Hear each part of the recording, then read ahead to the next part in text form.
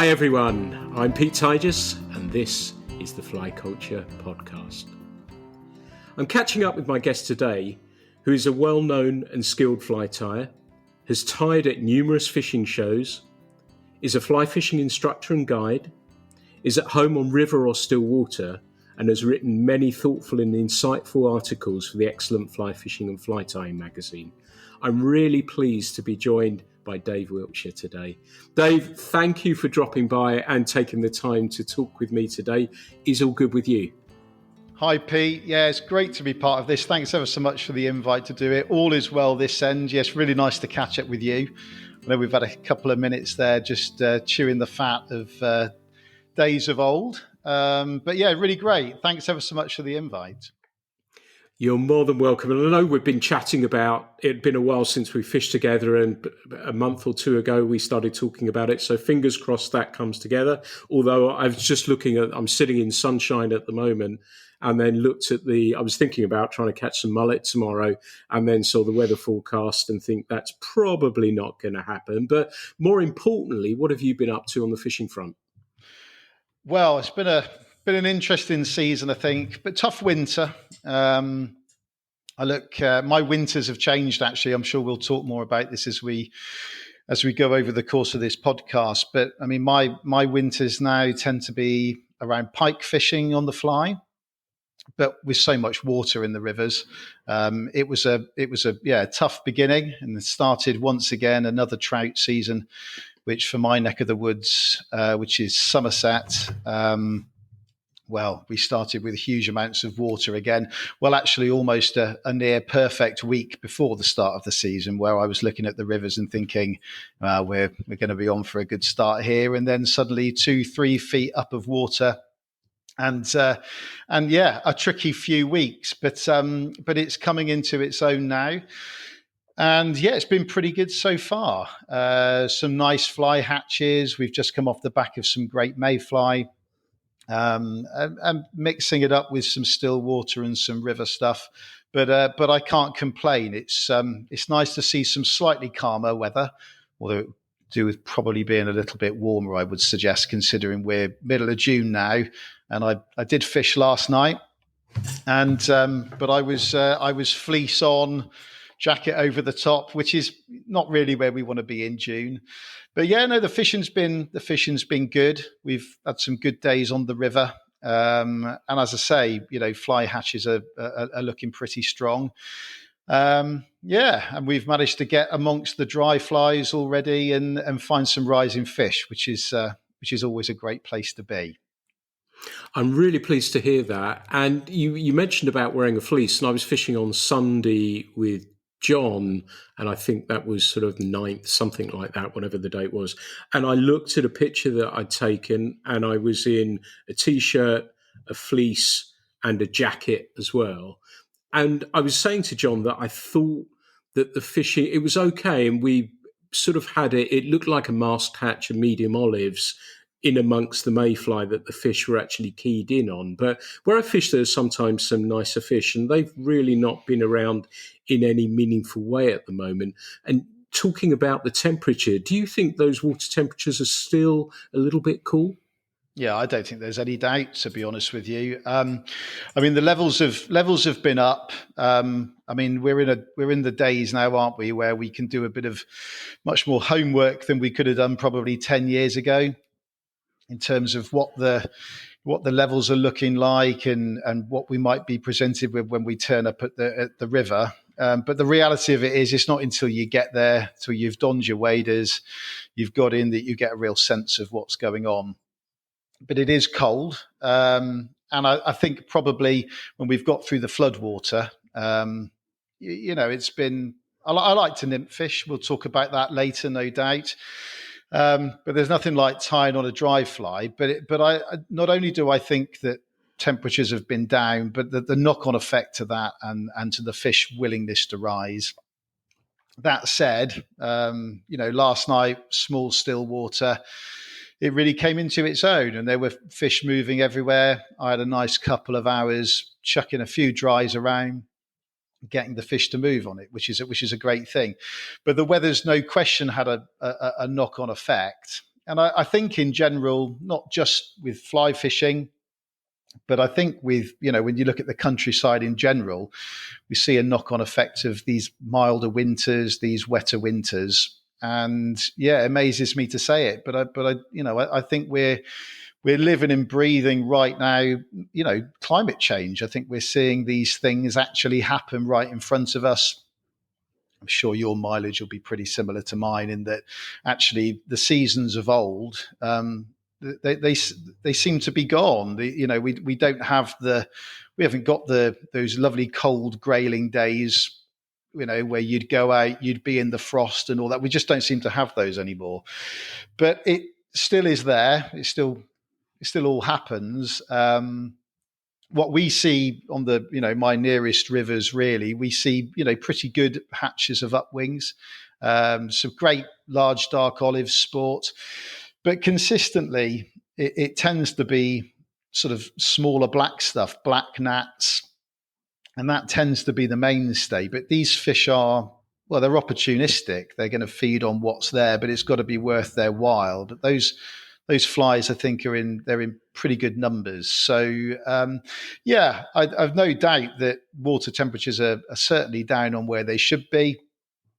I'm not sure when they're ever going to rise, to be honest with you. And some of my favourite fishing, well, certainly for the trout, is April, May, June, and to be honest with you, nowadays beyond there, I often tend to leave those rivers alone. In the height of summer, maybe, just maybe, with the season that we've had so far, actually the fishing could continue right the way up until end of July and through August. Who knows? You sparked many points there that have got me thinking already, and I wanted to wind back just a tiny bit because you mentioned the pike fishing there and you mentioned the climate, and I just wondered if that had something to do, as you mentioned, about grayling fishing and those crisp winter mornings where we get out and jump in a river when it's incredibly cold. Does that mean that the pike fishing has overtaken the grayling fishing for you a little bit because of that, and those typical traditional, what we might call grayling days, aren't there in quite the same way? I think it's definitely not there in the same way. I think there's probably several different reasons. I mean, for me personally, I've probably enjoyed. I mean, I love pike. I think they're awesome fish. I mean, there's something quite mystical about them. I love the take. I love the variation in the way they behave. I love the aggressiveness, sort of almost as a paradox, actually, with how delicate they are as a species as well. And I've enjoyed going and tackling some new waters. We're blessed, obviously, with the Somerset levels down round here. And I think I'm probably, as a result of that, I'm quite enjoying exploring new waters that probably I've driven past tens, hundreds of times before and always wondered, but never gone to explore them, rather than perhaps traveling what might be the best part of 45 minutes to an hour to get on the chalk streams, which I still love, and I still love grayling fishing. But I think there's definitely a shift for me that shorter sessions. I like to be out there in the winter and maybe hit a window of maybe an hour, 2 hours, 3 hours, as opposed to the long grayling days, I suppose, where we might go out and hit it all day long. But I think sight fishing for grayling is a truly, truly wonderful thing. I think they're the most majestic fish. I'm not even sure whether I prefer trout or grayling. I have to be honest. I think that they both hold their own charm. There's still something great about targeting grayling on the nymph, and listening to some of your other podcasts. I know some of our sort of joint friends, they dearly love sight fishing, and there's something great about doing that on the chalk streams. But yeah, for me, the overtake of pike, the chance of you don't know what you're gonna get. We can go down and fish with John on the Froome and had some fantastic days down there. But when you go out not knowing whether you're going to blank, or you could put a fish of 20 on the bank, and that there's something really awesome and really exciting, and maybe it sort of reignites that passion, that reason that we all started probably going fishing in the first place, and the element of unknown. And I think that's pretty exciting, really.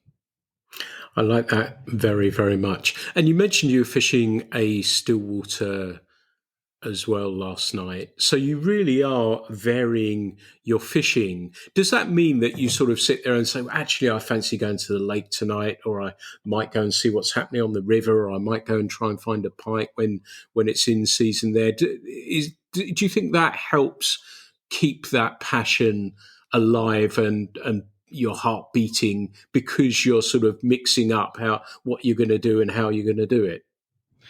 Yeah, it's a brilliant question. We're all on a journey, I think, with our fishing, and I've listened to you talk before, and lots of your guests on here. I think fishing, you always retain the passion for it, but actually, what it is that you're chasing, and I don't just mean in terms of species or the quarry that you're after, but what it is that you want to get out of your trip, I think, shifts and changes. And I read something you wrote recently about, it's about fishing with other people, yet equally there's still a love of being out there on your own and doing it. And I think if you'd asked that question to me, I don't know, maybe even 5 years ago, my answer would have probably been quite different. And I think over the last 5 years, I've tried to move away from being probably what was a near die-hard river angler, looking for either grayling in the winter, trout in the season, and chasing those two species, with actually trying to get it wherever I can. And that for me is the exciting bit. And so to sit there last night, finish work, come out, had an evening, and I thought, well, what am I going to do? Where am I going to go? And I quite like the opportunity to be able to go and mix it up. There's pretty much always a rod or 2 or 5 in the back of the car. My waders are normally in there. There's fly boxes galore. So to go and pick and choose and do something different. But I do think for me, actually, it's become, I'll never grow bored of fishing. I think fishing is, it's an integral part of what I do, who I am,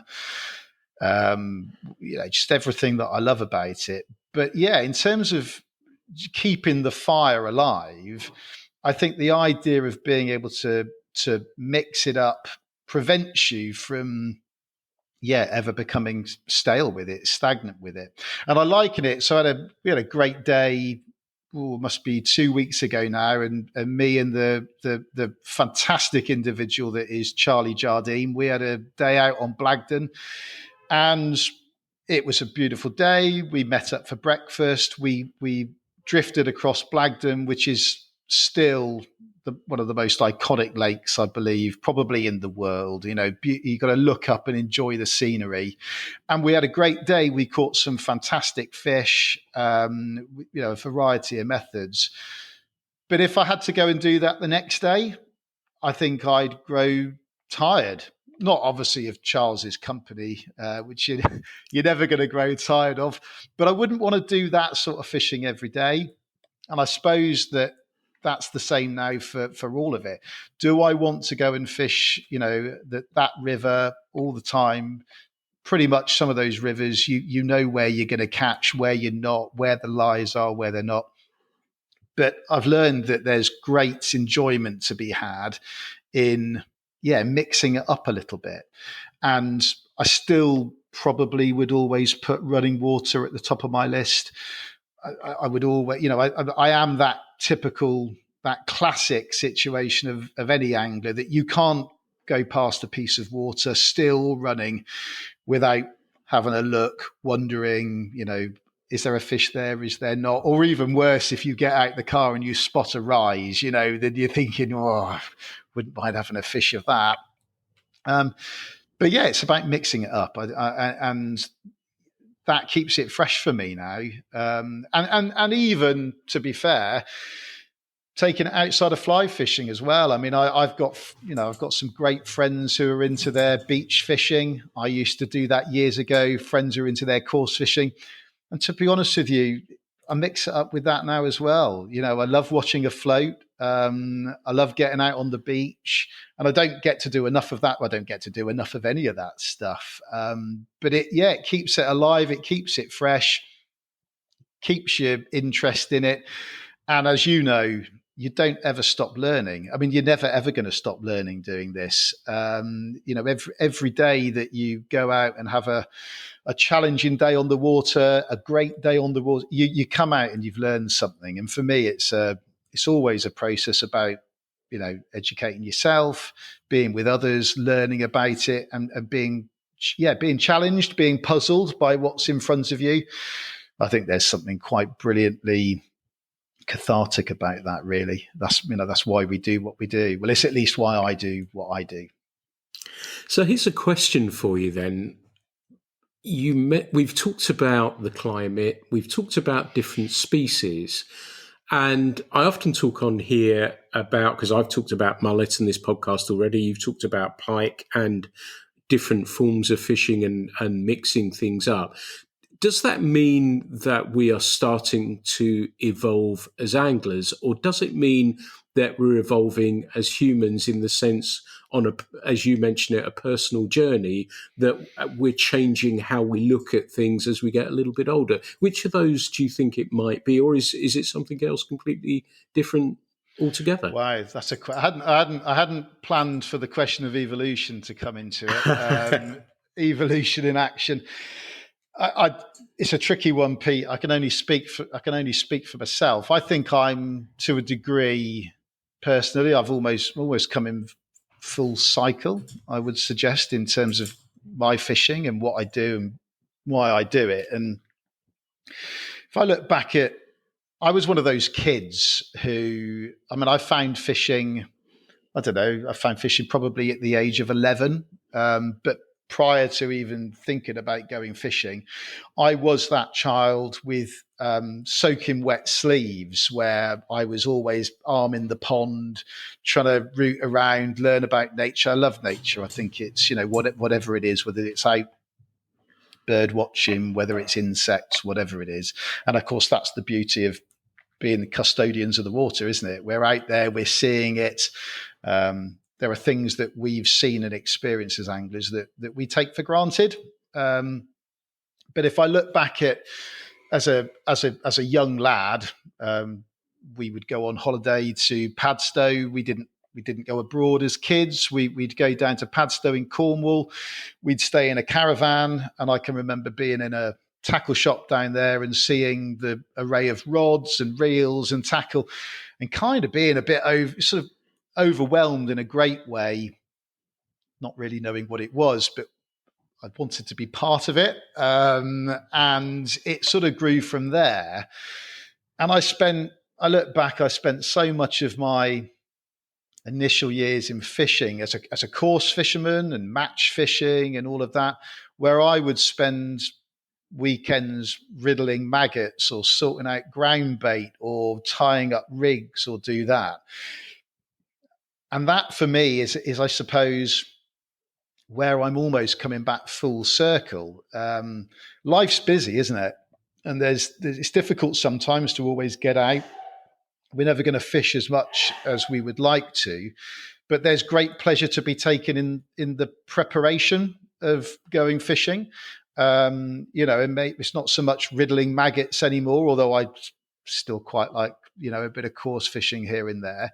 But if I give you an example, the most recent one, I sat right here where we are now having this conversation, and I'd sit there, I'll tie up some mayfly patterns, some new ideas that I've had or things that I've seen, and I thought, right, actually, I want to try this or I want to try that. And those very flies that I tied that morning, they're the ones that I've taken out on the river that afternoon. And that for me is the beauty of it. It's all about the chase.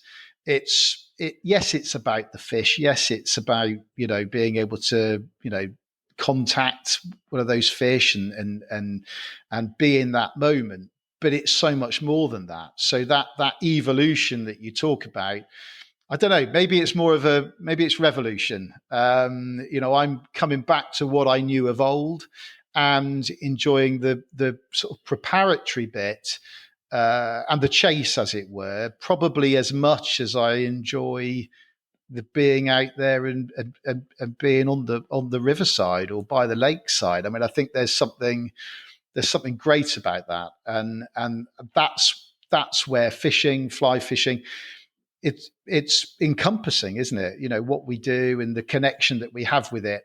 And I think there are people that wouldn't understand it. They wouldn't understand why you spend those hours doing that. Why would you tie those leaders? Why do you want to tie those flies? What is it about organising that, that tackle box or your tackle bag? But it's all part of the process. And so for me, I'm almost coming back full circle, I think.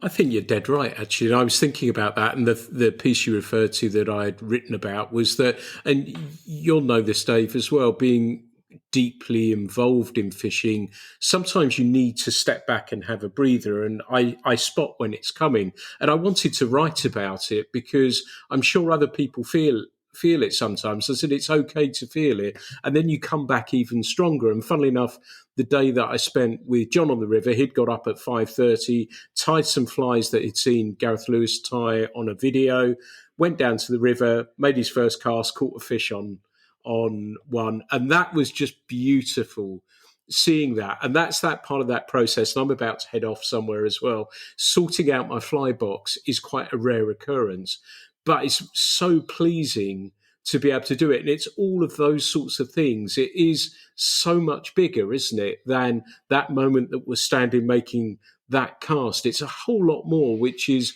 what you're implying there, isn't it? It is, and it's whether it's sitting there and like I say, tying up some mayfly patterns and going and exploring something new that you've tried. But I also love that. I love that element of it where you get stumped, where you get challenged by something, and if you've got a few days on the water. When you have come unstuck and you haven't made something work, or you've messed up on a really great fish, to come away from that and then to tie some flies that you think are going to work tomorrow night, or I'm going to actually tweak this pattern because this didn't quite work, or all of those things. That's what makes it such an amazing experience. And when you get it right. That's a great thing, isn't it? But that's what I was saying earlier about, it's you don't ever stop learning. And the beauty of it is when you've solved that problem, that probably won't work next week. It might not work next year, the same time of the year. You're constantly tweaking. You're constantly trying to solve the conundrum. And I think that's where the sort of the power in what we do is, and this I don't know whether what do you call it? Is it a hobby? Is it? I don't know where it is. It's more than a hobby, I would suggest. It's part of your life, isn't it? But it's what keeps you ticking over. And those experiences that you have. If you try to explain that to somebody else who maybe wasn't an angler, I think they'd just be bamboozled by the commitment that we give to it and the amount of time that we invest in it. To try and be successful, whatever success looks like. That's beautifully put, and I couldn't agree more. I don't have editorial in the magazine. We just have a quote, and I started, I don't know, 2 or 3 issues back, the magazine by saying, I'm a fly angler. If I had to explain it, you wouldn't understand it. And you've summed that up perfectly. And the word commitment there is a really key one for me as well, that the way that we look at this and the amount of time that we're thinking about it, the weather, as I said, even while we've been talking, the clouds have come over, they've gone away again. I'm thinking, is the rain going to start? What does that mean? Because I think the mullet, but does that mean it might juice the salmon up and there might be a few hours for salmon? Those sorts of things you're just constantly thinking about. And I was thinking about the fly tying as well that you mentioned that. Does that, because you tie at the very highest level, does that mean that that burns as brightly for you? And does that mean, like you say, that you're tying, you come back and think, actually, I'm going to tweak something a little bit?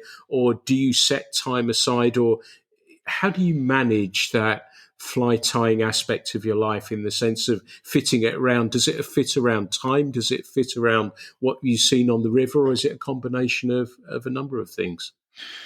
Yeah, it's a great question. Tying's changed for me massively, and I guess it comes back. It's that evolution, revolution of where we are. I love tying, but I think now I probably tie for real purpose. I want to tie flies that I'm going to go and use soon. Like I say, it's that pleasure really in thinking, right, actually, I'm fishing Saturday. I'm going to spend a couple of evenings adding to probably the collection of flies that I've got, which would be absolutely ample for what I'm going to do on the weekend. But it's still about that preparation. And yeah, tying's changed massively. I mean, I've been on a massive journey with it. I think it's you say about sort of stepping away from it, and actually, there have been times I probably have stepped away from tying. And that's. I think that's quite a natural thing to. You can't do everything all of the time, so I think you ebb and flow with it. But tying is, yeah, I tie for purpose now more than I tie for anything else, and I've been on a real journey with that. Particularly, I've tied alongside some of the who I treat as the best fly tyers in the world, and everybody does it for a different reason. And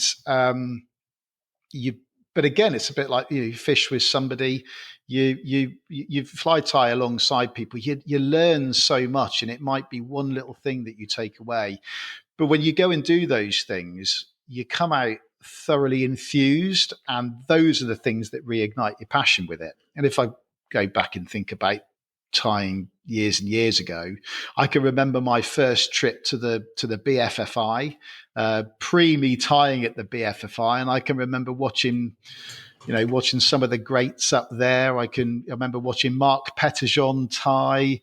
I can remember just sitting there and being in awe of watching Paul Proctor and the simplicity with which he tied. But you walk out of that so deeply inspired to go and try new stuff. And actually in that, you hope that some way down the line, you do that for somebody else as well. And if you can do that, then that's great, because you're spreading the word, aren't you? You're taking it a little bit further. So yes, it's changed massively for me. I probably spent less time at the Vice now than I ever do. But I think the time I do spend is probably higher quality. And you know that feeling when you sit down and some days you reel out, carbon copy after carbon copy of this fly that you've got the utmost of confidence in. And other times it just isn't going to happen. And it isn't going to happen. And they're the bits that, whereas years ago I might have slogged away and asked the question, well, why? But now I just walk away from it. And I think that, that's a positive change for me, unquestionably. Nice. And I think we're circling around on something. Another thing, you're saying so many great things and interesting things that are getting me thinking. And you touched on something earlier. And I think part of this attraction for many of us is that you just cannot get on top of everything. We come away from the river with a different view, a different idea. Something may have happened that has triggered something for us in a different direction. It might be a fly pattern that you've taken. There's so much that you just can't get on top of it. And I think for me, that's probably what this great attraction of it all is, that you just can't learn it all. There's just too much. It's too big. Do you think that might be one of the reasons that it is, you, as I said, you've alluded to that a little bit. It must be something to do with that, mustn't it? I think so. I think, whether tying or fishing, you're right. There's so many disciplines. There's so many rivers. There's so many lakes. You can't you can't do it all, and you can't be. You can dabble, you can go and explore, and I think if you cross over disciplines, if you come back to fly tying, I still love tying river flies. But you go and watch some of the greats tie, single salmon irons and classics. You still learn stuff. But would that be the avenue that I'd want to go down? No, it wouldn't, and it never has been. It's never been something that's particularly interested me. But I mean, great respect of those people that churn those flies out at the intricacy with which they tie. But actually, when you watch the efficiency of how those flies are tied, and as I said, I've been really, really fortunate to sit alongside some amazing tyers. But you might take something away, a skill, a little technique out of a completely different discipline that actually you can bring and apply to the way you tie and how you do it. And certainly efficiency in tying is one of the big ones for me, and has probably underpinned everything that I am now about fly tying. As little effort and as little time into the most effective fly that you can have. You're winning every day of the week there. Not into making models, and we've all been there. I've seen some amazing, realistic fly tying, but it isn't for me. But that efficiency, there's something really beautiful about that, and the turning something where the sum of the overall is so much greater than the sum of the parts. I think there's something just truly brilliant, and you never stop learning, do you? You never stop learning. No, I think we're coming to a conclusion on that front. But I wanted to take you back to that first BFFI. Probably, like me, it was the old place that it used to be at. And you went along there. You subsequently sat on these things as well and tied for the public to come in and learn from yourself as well. What's the changes that you've seen in fly tying, and what would you say is the biggest change that you've seen in fly tying in the time that you've been around it? Yeah, I mean, you're right. Was it Trentham Gardens? I think, wasn't it? Yeah. They were great days, and funnily enough, I was before when you'd said about doing this podcast, I was having a little bit of reflection time around there, and I can remember being invited to sit on Fly Tyers Row and thinking, why on earth have I been invited to this? I think you feel like a fraud, don't you? And people come and watch you, and I can remember sitting on Tyers Row at Trentham Gardens. And for those people that are listening, they'll that have been there, they'll remember it was the tent at the back, wasn't it, with the big high bench. It was absolutely perfect. And I can remember somebody, I can't remember who it was, coming up to me and saying, on the main stage later on, we've had somebody pull out, but we could do with you. Would you mind coming up and doing a 40-minute demonstration? And you basically are on before the late great Ollie Edwards. And I remember sitting there, and you're never going to say no to that opportunity. You're always going to do it. But I can remember getting up on this stage and just thinking, how have I ended up here? The warm-up act for Oliver Edwards. I mean, what a position to be in. And of course, there's a lot of people that want to come and watch Oliver Edwards. So this room was, that area was just getting more and more and more. They weren't there for me, Pete. They were there to go. But I look at it, and it's come a long way. I mean, materials.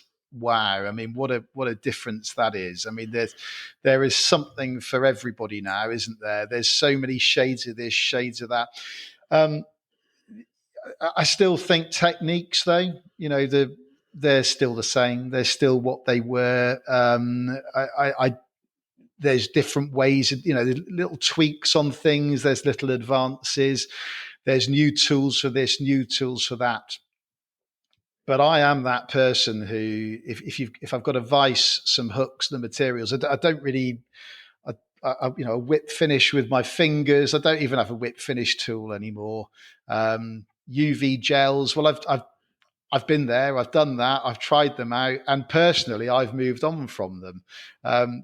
There's all that new technology, but I think you come back to what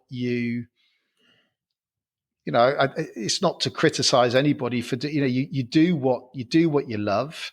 But for me, you come back to what, how you get the pleasure out of it, really, and whether it works for you and your fishing. But what I do think is great is how popular it is. And it's such an important part of what we do. And quality, if you go and buy flies now, the quality is really, really high. But you're never, ever going to, in my opinion, you're never going to better, that move into time flies that you're going to catch on. And I think there's, I'd urge anybody that's out there that still buys their flies, that sort of thinks, oh God, I wouldn't bother doing that. I wouldn't bother tying. There's something extra specially brilliant about, being successful on those flies that you've tied yourself.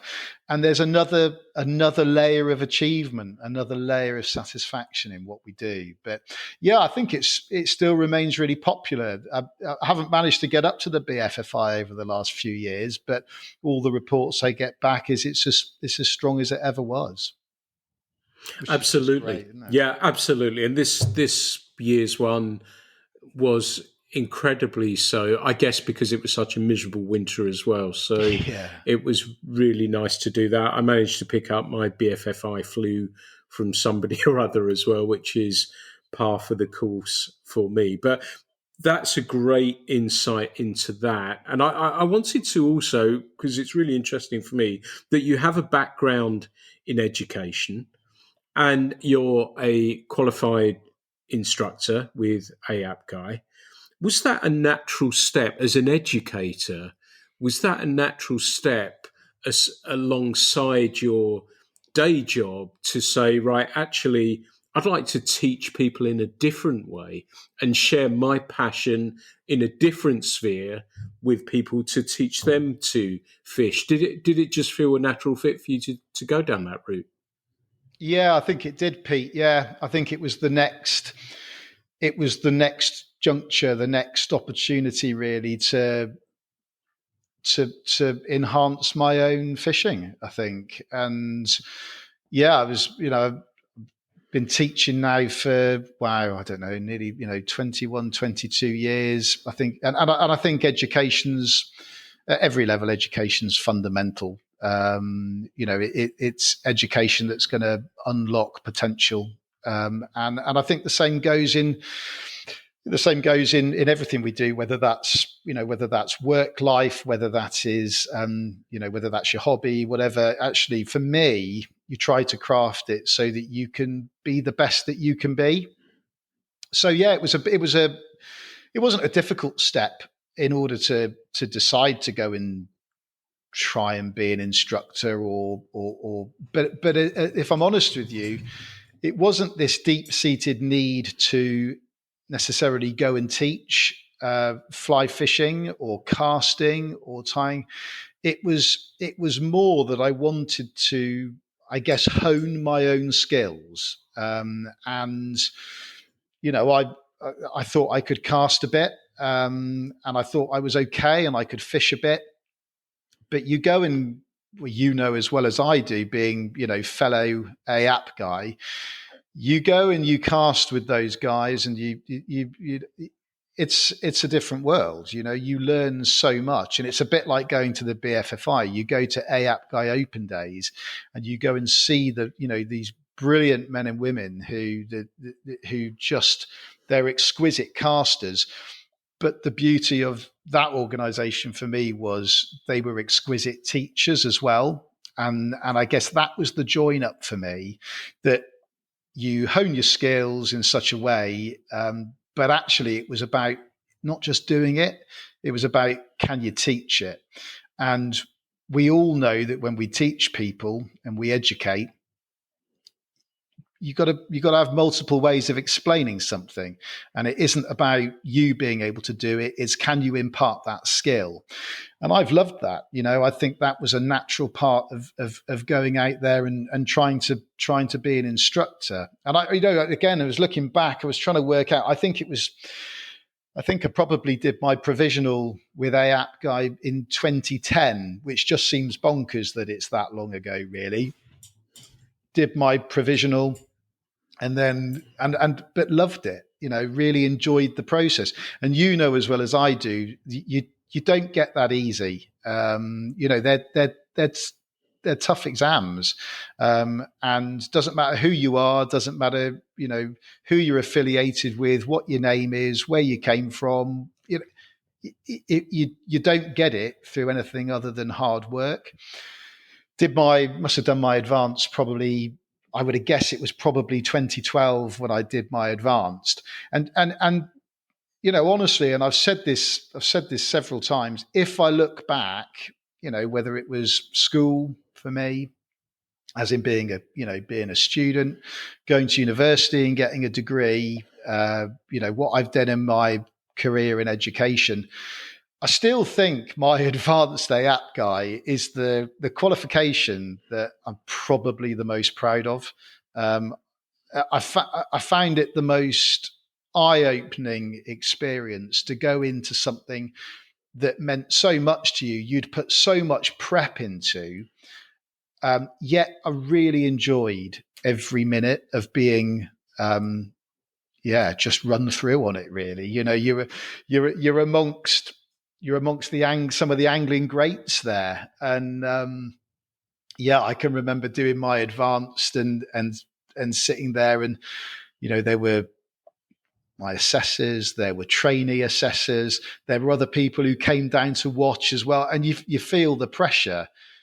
But actually, there's something really great about being part of that. And as I say, it's probably the qualification out of everything that I am. Just feel is the greatest accomplishment that I have, which sounds mad if you said that to somebody and, oh yeah, it's my casting qualification and my ability to teach people how to fish. But no, that's the one for me. And so, it was a pretty seamless one, not an easy assessment, but a pretty seamless one to want to go and do it. But as I say, I think it was more about me wanting to hone my skills at the start of it, rather than this need to be going off and teaching it and spreading the word. But it's looked after me, and really proud of it. Yeah, nicely done. And like you say, it's not an easy one to get through as well. Do you think you say it's the proudest for you? Does that mean that you took the most from it and you learned about yourself as a result of taking it? Yeah, no doubt at all. No doubt. I think when you go through life, don't you? And there are things you've got to do. There are pressures that you're going to be put under. You have no choice over that. Yet when you go and do something like that, which means a lot to you, it's always residing in the back of your head. There was a choice. You didn't have to put yourself through it. You don't have to be scrutinized by those people. You don't have to. You don't have to put yourself in that situation. Yet you choose to do so, and I think you do learn. You learn a lot about you. I think, with all of those things, whatever it is, every experience you have, every interaction in life makes you stronger. But I look back at it and it was a sense of pride, but it's also about being part of something where, you really feel that you've developed, and you've developed not just in your ability to cast, or it's not, as I say, it's not a showcase. It's about your ability to communicate. And I think that changes you as a person, unquestionably. Perfect. I just want to move on before we talk about fishing some more. We've talked deeply about many things already, but what is it that you like to do away from fishing and your work life? Do you have other passions, or does fishing take a sizable chunk of your spare time? Yeah, I think fishing's a big part, and as we said, whether it's being out on the water or prep. Um, but yeah, no, as I've grown up, I think you've got to look after yourself, Pete, in a busy world, and busy work life, etc. Family is fundamental. I've got two fantastic boys who I love spending time with them, who just seem to be growing faster and faster and faster. I mean, they're 14 and a half and 12 now. So, spending quality time with them, they, as well as I do, your kids grow up so quickly. But it's also about the whole part of enjoying what life is about, I suppose. And because we mentioned it earlier, I've been involved in rearing some pigs and doing some small holding stuff, having chickens over the years, growing veg, love eating, love cooking, and it's those wholesome things that I think they're really good for you. Well, they're certainly good for me. So yeah, that part of life is key. And when you bring all those things together, when you've got fishing in your life, you've got great food, you're growing some food, you're rearing some animals, you for me, I feel like I'm living life and doing that alongside two great kids as well, and fantastic people. I like your style very, very much. I wanted to move on because you've written numerous articles, and I'm probably going to come knocking to you after we've spoken about this. Do you enjoy that process as well? That you've, like I say, for fly fishing, fly tying, a lot of stuff there. Is that a fun process for you? Yeah, I really enjoy that. I think there's something great about having an idea and wanting to. It's a bit like instructing, isn't it? But you're trying to share out. Um, I've done some competition angling quite a bit over the years, both fly fishing, but as a kid, course fishing and stuff. I'm not a massive fan of the secretive elements around those things. I think it's about sharing, and if you've got something that works or something that you've explored with, yeah, I think that's great to go away and share it. And in the days where I was spending a lot of time grayling fishing, I remember would look at a lot around colours of flies, shrimps. We know the beauty of using hot pink and for grayling and drabber colours. Yeah, I mean, to go and explore those things, to do almost experimental work. I mean, I've grown up as a scientist. Really, I've been science pretty much all the way through. I love the experimental part of it. So to pull those ideas together, but to be able to churn that out and say, this is what I learned. Go and try it for yourself. Yeah, I really enjoy that, and sharing those ideas, and then the questions, the conversations, other people's experiences, their opinion, they're all in the melting pot, and you learn from your own work. It's a great process to be in. And I think fishing publications, I think we're in a world of this sort of stuff, podcasts, which is, as we said talking earlier, it's so accessible, isn't it? You're driving in the car, whether you're going to work, you're going fishing, you can listen to fishing, you can get your online magazines. There's still something great about having a magazine on the go as well and flicking through the pages. There's still always going to be a place for that for me. Nice. And I guess there's something pleasing as well that you've written or you've suggested a fly or shown a tying, whatever that may be, and you get that feedback. And like you say, that idea of sharing with people and you get that feedback. Somebody probably has contacted you or seen you on a tying or at a show and said, "Oh, I tied that fly. It really works for me. Thank you." That must be incredibly pleasing. Yeah, that's a lovely thing. And we talked a little bit earlier, didn't we, about, I've got a bit of a love for efficiency in tying, really, and always went at it as how many how fewer wraps can you get away with when you're tying? How do you keep the bulk down? How do you limit it down? And I can remember spending time over the years with people where we've looked at parachute wings, tying in parachute wings with, maybe 3-4 turns as opposed to, multiple wraps of thread and trying to, and when it's great to get that feedback and for people to come back to you and say, yeah, actually, this is really great. I love the fact that you did that. Well, can you show me this? Can you show me that? But it's also remembering that you do it and you share it, but you're not always right. We don't know the answers. We put this stuff in magazines or we share it online. It's just your interpretation of it and it's your experiences. It's not about being right or being wrong.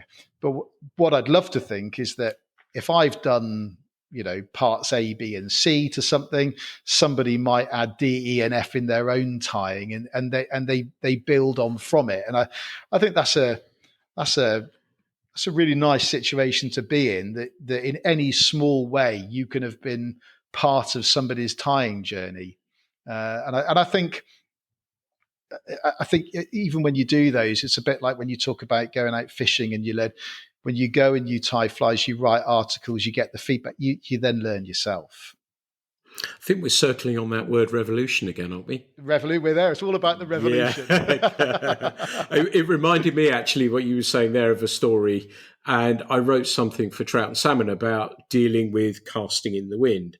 And this is a true story, that I was walking along the river and somebody said hello to me and said how much they'd enjoyed that article. And the wind was coming downstream at them on the river.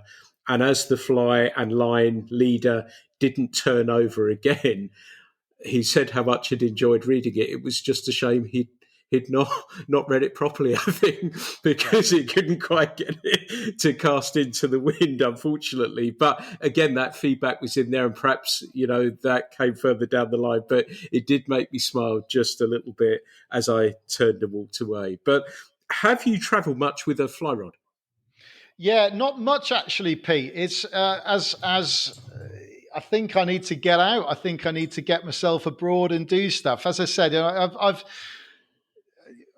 always got a fly rod in the car with me. No real destination fishing for me, other than when I've snuck a fly rod in on certain trips. Even last year, I was out in Turkey and still managed to get a fly rod in and do that.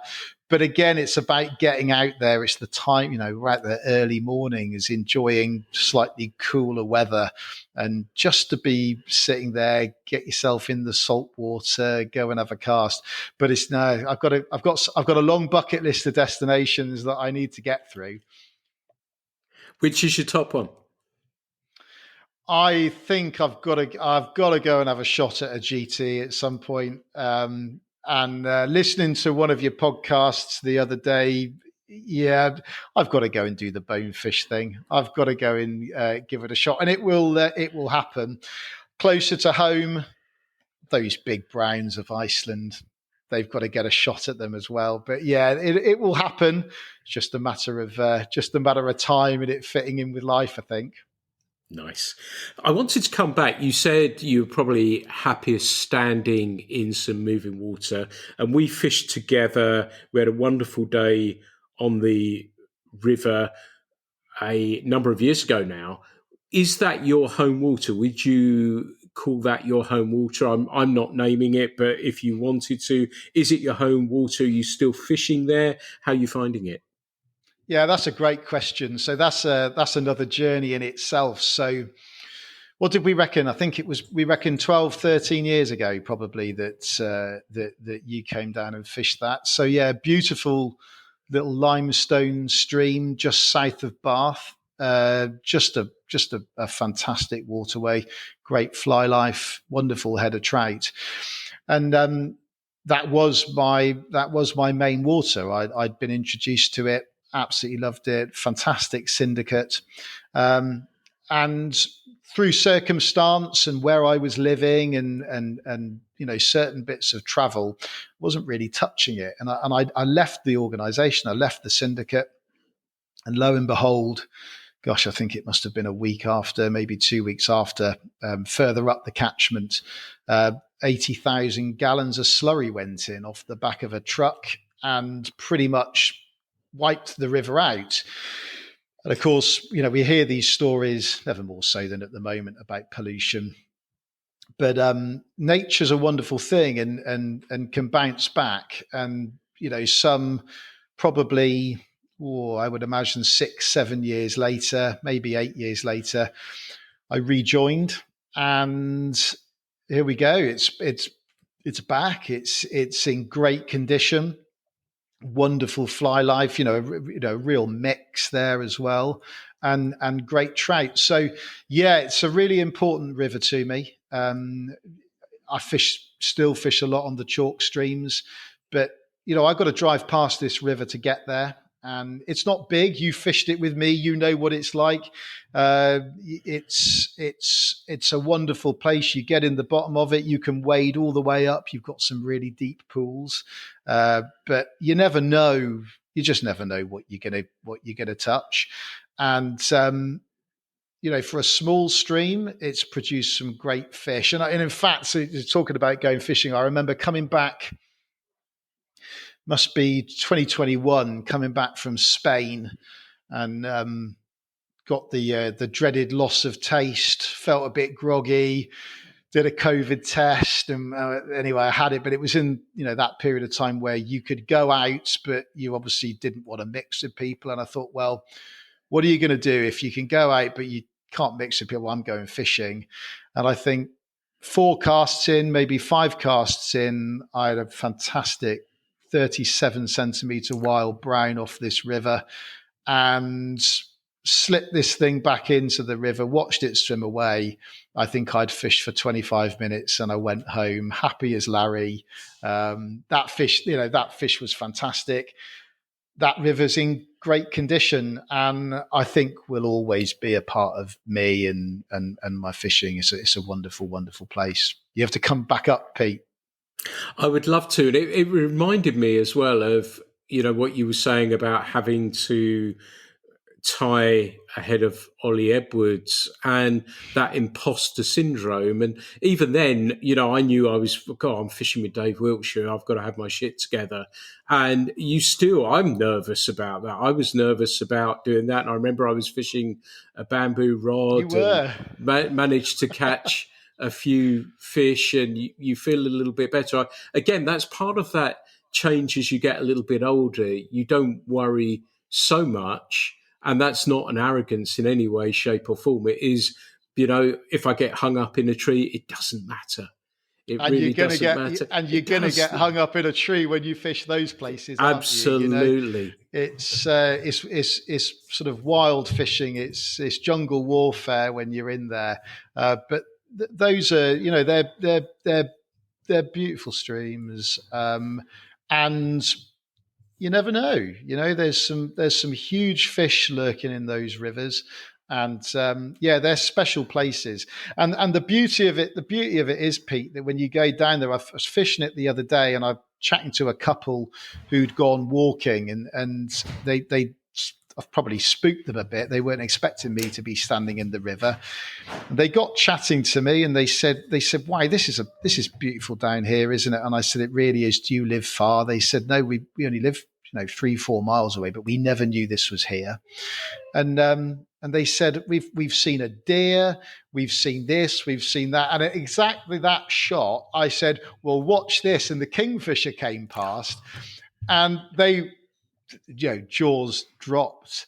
But this is what I was saying earlier. The things that we as anglers see and therefore could take for granted, they're great things, they're great experiences. And it's easy to forget how lucky we are to be in touch with nature. To be in the middle of a mayfly hatch and watch a mayfly hatch, and what an amazing thing. And we've got to remember how great those things are and behold them every time we do it. Not go, "Oh yeah, that's the kingfisher," but actually take that moment and really enjoy it. Nice. It's the big picture, and I like that Absolutely. view very, very much.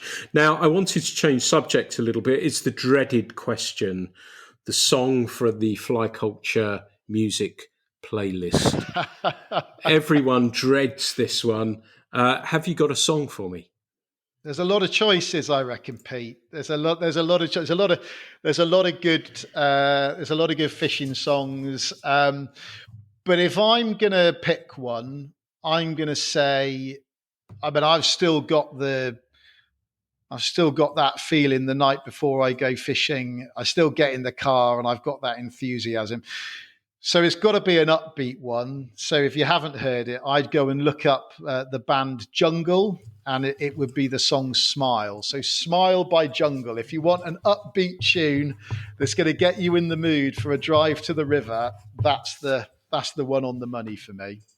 That's a beautiful choice. I'm a big fan of Jungle as well. I think they're absolutely fantastic. And on our playlist, actually, I remember I put something in social media years ago, and we'd seen Elbow actually, but Jimmy Goodwin was supporting, and he has a song, Live Like a River. Yeah. And you commented because you'd seen him a few weeks before, so you were a proper real fan. I was a late to the party fan, and I bought the album when you bought the album in those days, and he was absolutely fantastic. Live Like a River, that's on the playlist. I think I put it on there, but have a listen to that as well, because it's a great song and really absolutely fantastic. But that's a wonderful choice there. Thank you for that, Dave. I wish I'd chosen a Jimmy Goodwin track now, Pete. I managed. It just reminded me. Yeah, it just reminded me you commenting on that as well. So I was super impressed with that. For one moment in my life, I thought I was super cool, and then of course people like yourself who are probably cool knew all about it in the first place as well. But I think that's a wonderful tune. So have a listen to that as well as some Jungle as well. They are really, really good too. We've been talking over an hour now. It's been wonderful. We've scratched the surface. There is so much more. I think if we do get to go fishing, we'll do something on the river as well, because I think that would be really cool to do that. Can you, for listeners, because we've touched on these sorts of things, but I'd like to say that Dave is a hugely skillful fly tyer. And if you take a look at his social media as well, as I said, it had about the pigs on there. I enjoyed looking at that as well. But you'll get a sense of his angling, the patterns that he's coming up with. How, if people want to connect with you, how do they find you on your social media, website handles, whatever it may be? What have you got? Yeah, so Instagram is probably the main one now. Still on X, or what was Twitter, but Dave.Wiltshire7 on Instagram. That's probably the main one to get in touch with me. And from there, if you want any more, drop us a message and we can pick it up over email as well. But yeah, fly fishing is a great community, Pete, as you well know, and connects people all over the world, doesn't it? So yeah, it'd be great to hear from people. That's awesome. So you know where to go and find him. Drop him a line, give him a like, and give him a follow, because you won't regret it. So have a look at that. Dave, it's been wonderful to catch up with you. Thank you so much for talking with me on the Fly Culture podcast today. Thank you, Pete. It's been a pleasure. You're right. We've barely scratched the surface, which means that a trip to the river, get the bamboo rod, come and catch some trees with me. Catch a few brown trout, and we'll go and have a nice pint afterwards and a proper catch up face to face. All right. That sounds very, very civilized. Well, everyone, this has been another episode of the Fly Culture podcast. I hope you've enjoyed this one as much as me. As ever, there'll be plenty more coming down the line. And as ever, there'll never, ever be any charge for these. They're always free. It's just wonderful. I hope you enjoy, as I have today, just couple of people talking about something that they love very much. So I hope that's resonated with you. And as ever, there'll be plenty more episodes of the Fly Culture podcast coming very, very soon. Thanks for listening. The Fly Culture podcast is brought to you in association with Fly Culture, a quarterly published magazine owned and run by fly anglers. When it comes to fly fishing, we've got you covered.